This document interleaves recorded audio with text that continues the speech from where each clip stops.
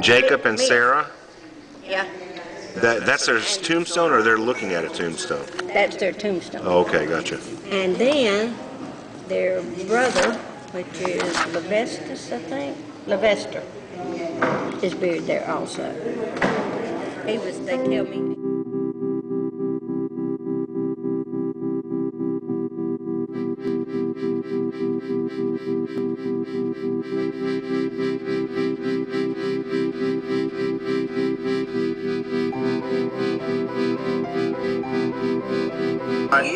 See if you can identify any of the people in this. And that? Yeah, we need something to point Yeah, I with. can some of them. You need a pen? We need something to point with. There used to be a house that covered Used to be a house that what? covered 10 acres. A house was 10 acres. Covered 10 acres. There was a roof that was 10 acres big. No, and there was Mr. and Mrs. Akers and their 8 children. Oh, okay. So that, yes.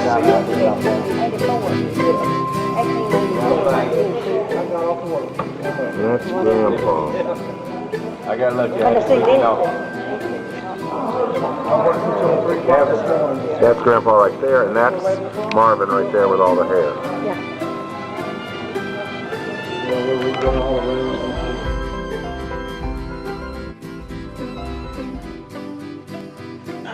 I'll start out saying I was born January the 24th, 1930, in Catawba County, in the little house that we refer to as the Little House. And we lived there until I was 8 years old. After that, when I moved over into the house that we refer to as Grandpa Hoyle's house. And when I was 9 years old, we moved from there to Gaston County. I follow a year behind all that. I was born November 28th, 1931, and I don't remember the weather that day. I organized my thinking around the 3 houses: the little house, the Grandpa's house, and the house in Gaston County. The little house and that's exactly the way it looked, except it has been bricked, and it was a unpainted pine clapboard. It bought, I think it's 42 acres is what sticks in my memory. 40 some acres, I don't know. Across the road from the farm that his dad had bought. It became available. Mom and Dad were tenant farmers in the big farm down by the river on the Joe Fingers farm, and when this land came available, he was able to buy it. Dad was 32 when they married, and Mom was 9 years younger. So they just helped on the farm. Yeah, well, Dad now had left home and worked in logging camps. He helped cut all the trees off of Little Mountain, which is a prominent mountain in Catawba County. And he had earned enough in logging camps and in working for quite a while, a couple of years at least, in a dredge boat. And now he was working on the dredge boat when they got married. Okay, so they had met prior to that, but he was working on a dredge boat when they were married, and she lived, while he was off dredge boating, she lived with Grandma and Grandpa Hoyle. Now she lived part-time with him down here in South Carolina. Okay, she would go. She would go down, and then she lived in Winder, Georgia for a while. Yeah, it's kind of like being in the military. The wives could join them at a certain point, but couldn't go with them all the time.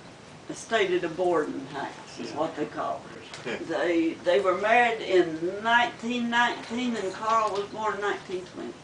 And then they both went to Georgia and stayed down there, and then they come back and lived with Mr. Lee Hoover's.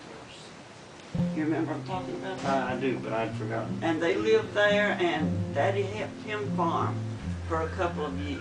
Wow.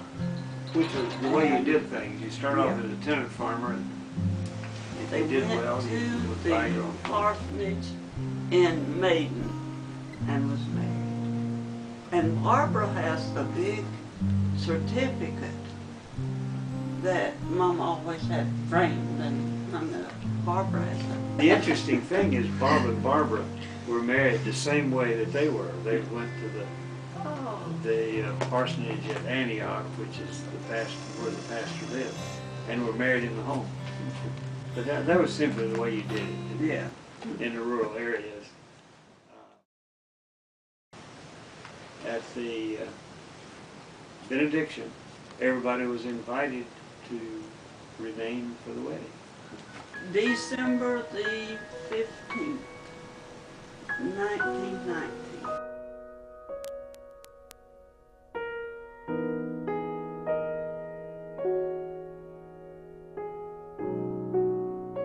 Dr. Bandy rode a horse out to deliver Evelyn and myself.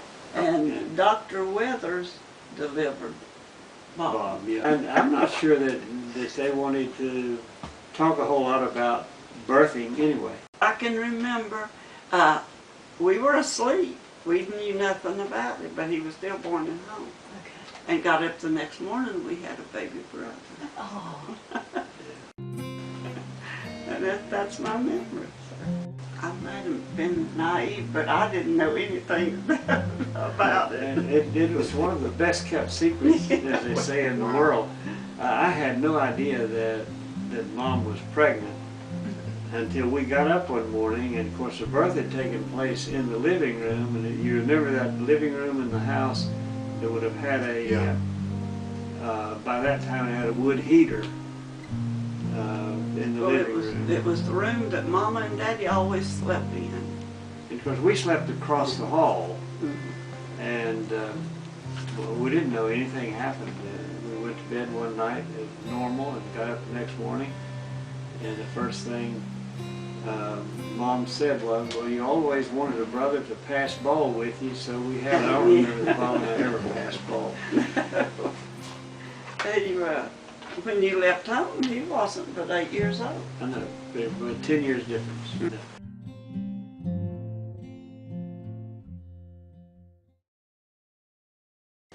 The only girlfriend Carl ever had was Mary Brewer that I know anything about. The custom in that community was you have lawn parties around at various houses, and they went together and had, of course, had And then he would go up to their house Yeah. and all, but now that's the only girlfriend that I ever remember. And that's another thing that was sort of kept, when the war broke out, he went and joined the Navy and left early that morning, and we never did see him again.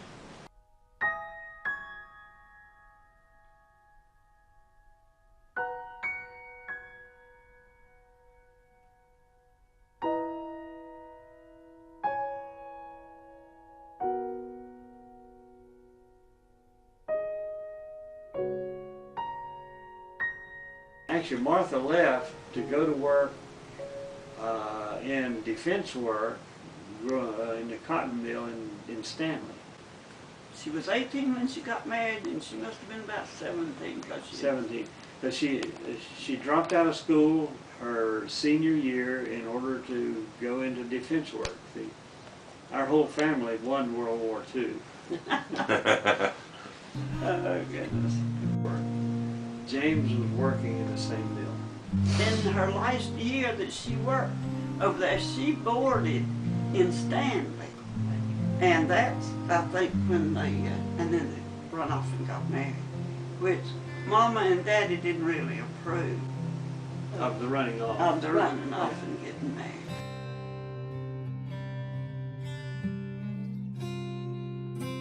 We met, as Neil says, on a blind date. And Jane was our neighbor, and she was going with Neil's brother. So they introduced me. He always lived right here on this little farm. We more or less just dated for almost 10 years. I was married in our little church down here. Yeah. Yeah, Bob and Barbara, and James and Jane. came with, stood up with us.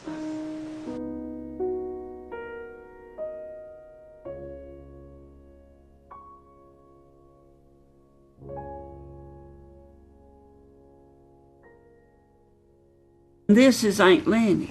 The woman that kept Evelyn from getting married for 10 years because she had to be the nurse. Well, no, not exactly, but I did take care of her. She came down to the house in the winter of '48. It was real bad winter. And Uncle Sid had come in from California, and she didn't have any way to keep warm hardly. So he went around seeing if somebody, would keep her for the winter. So Mama gave up and said, yeah, she would take her in for the winter. And it turned out to be almost 10 years. Yeah, she was loose. And married a Hauser, and then married a Probst. And the situation got to where the old man Probst that she married couldn't take care of himself, let alone her. And well, now he died before she come down to the house. I remember. We went up there to see them while he was living, but he had died when she come down to the house. But those Probst kids would come in to see her. Yeah. Yeah, I did not remember that he had died. Yeah. But it became apparent that somebody needed to look after each one of them. Yeah. And I was under the impression that they took their dad in with them, but couldn't handle both, and Mom he took had him. died. And she was 88 years old, and she lived to be 90. My first memory of that was I came home from school, and Aunt Lenny was there. Yeah. And I had no idea that anything was even talked about of her coming there. Well, Because of the Uncle Will thing, I was not a part of any of those conversations. And I was just shocked that there was somebody there and had to rearrange sleeping. yeah, Mom and Daddy had Everybody. moved their bed in the same room that Charlie was in. Yeah. Charlie and Bobby, and then Uncle Sid, he stayed. You remember him staying with us for 6 weeks, and I had to sleep with Aunt Lenny. I do not remember you sleeping with Aunt Lenny, but I did. yeah, I remember them being there quite well. And I did not know that there was so much antagonism between Aunt Lenny and Bobby until Carl was talking. You didn't know that? I had no idea. Oh, she didn't. She would keep candy there. She would not give Bobby a piece of candy, but let them other kids come in. Out would come the candy and. I was learning to smoke the pipe, and this Saturday morning, and Mom needed some stove wood carried in before Dad and I went on a peddling route, so I ran out and got a load of stove, puffing on my pipe, stove wood, and carried it back in, and then we got in the car and went over town. Well, 4 hours later we came back, and the woodshed, which had a wood saw in it, a engine-powered wood saw, and enough wood for probably 6 months to 8 months, and it all burned to the ground. And I immediately thought that I had violated the rule that you never smoke a pipe around a barn or a woodshed. And nothing was ever said about that. But Dad's only comment about the woodshed when we got back, he said, I think if we work hard that we can rebuild that before cold weather. To this day, and we did. My pipe, nothing was said about whose fault it was. But I always thought it was mine. And Evelyn has a little different take. I always thought it might have come from the having a fire around the wash pot. But now, it's been so long ago and I hadn't thought that much about it that if we done anything really wrong, I mean bad, Daddy would probably say so. Mama was the disciplined one in it. Yeah, but it was mainly by threats. Yeah, and a little hickory, you know, Yeah. and that was enough. I remember 2 times that I actually was hit by my dad. And I don't know whether to call them paddlings or not, but the first one was at Grandpa's house. There was a big cherry tree in the backyard, and I would have been 6 years old, and they were picking cherries, and I kept eating them out of the bucket. And he kept telling me, don't do that. And then I saw him coming over toward me, so I took around the house. And he chased me down and popped me on the rear end. When I came back, Mom looked up at Dad and said to him, do you feel better now? The other time was in Gaston County. Jake Rudisell and I were sitting in that little hallway, which used to go all the way to the front door. I would have been 9 or 10. And we must have been interrupting the adults talking, because we were sitting there, and again, Dad came and caught my foot and whopped me one time. And he never did say anything, but we got up and went outside. And I don't ever remember being called down by Dad. But Dad was off, you know, in the field, often sun up to sundown, and he wasn't around. And Mom never said, wait till your dad gets home. No, she never did say that. No. Mainly if there was any kind of jangling, which is what Mom would call it, jangling, Yeah. it was over somebody taking out too much. Too much of the food. The food was put down on the bowl, and when the bowl was empty, it was gone.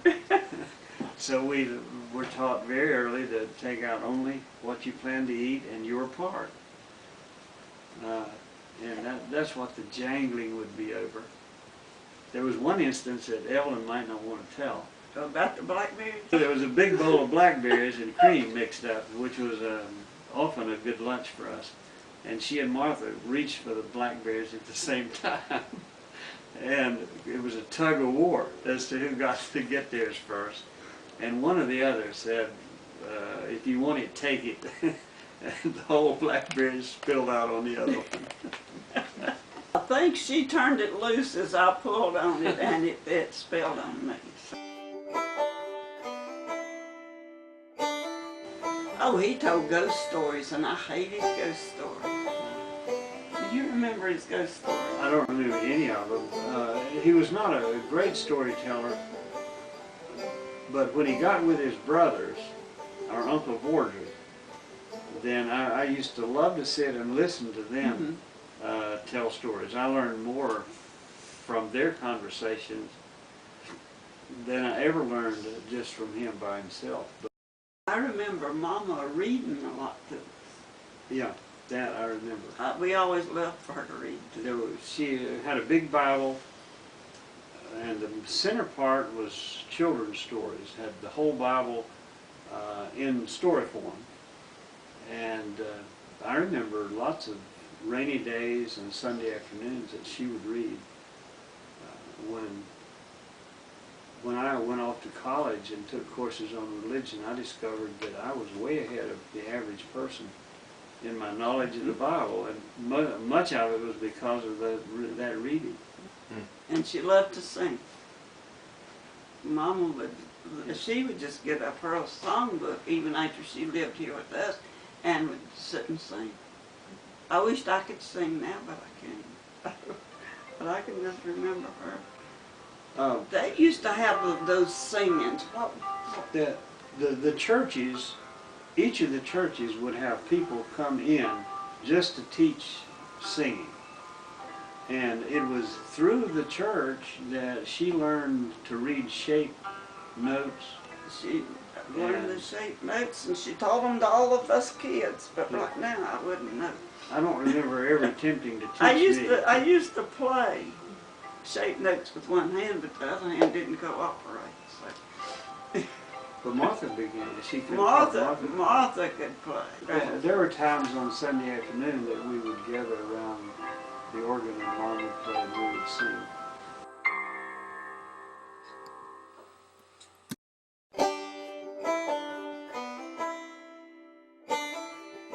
I remember our family as carrying on conversation, but we never worried about long pauses of silence.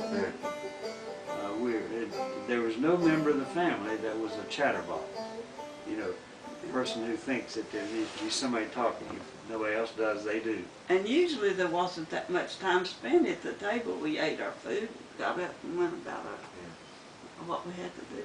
And I remember Daddy coming in for lunch, and it'd be hot weather. He would get through with his lunch. He'd go back to the back door there at the hall and lay down for a while, and then he's up ready to go again. And his comment was the horses need to rest. Yeah. But he would just lay down there in the hall. I guess it was cool because the air would come through there on the floor. Mm-hmm. And it probably was 15 minutes. It wouldn't be very long.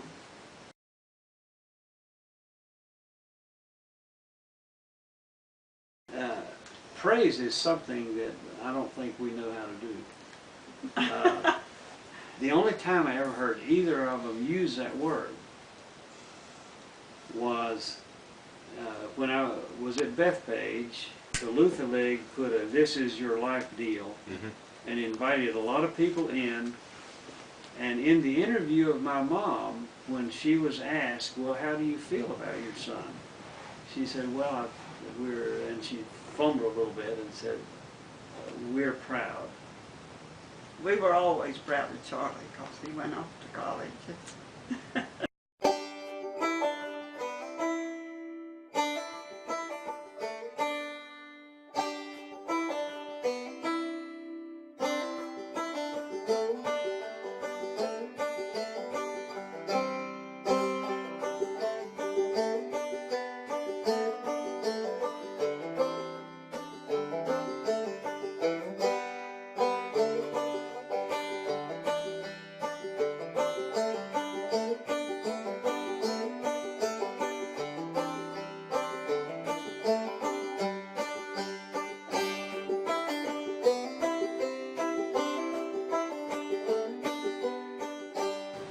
Yeah, you probably need to hear this story too, because I think we took for granted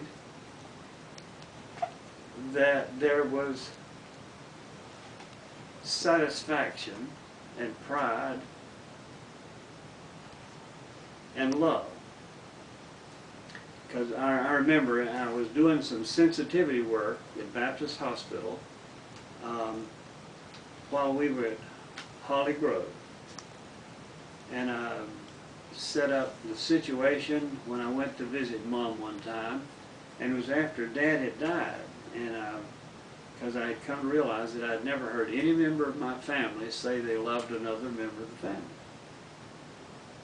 And I told Mom, I said, you know, I have never told you that I love you, and I've never heard you tell me, and I want to set that straight. And she thought a little bit and said, well, you know, I didn't think that was something you had to say. Well, I think that is a very revealing story.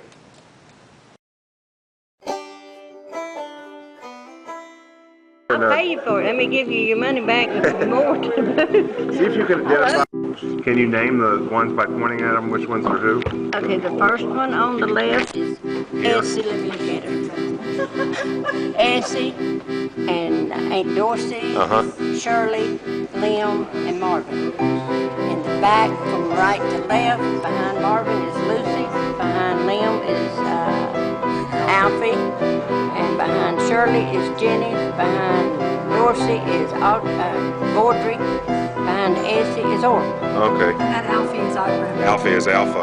Yeah. Alpha Rudis. We always called her Alfie. Ain't Alfie. Okay. I don't know why we. That's That's okay. just the way we said it. That's good to know.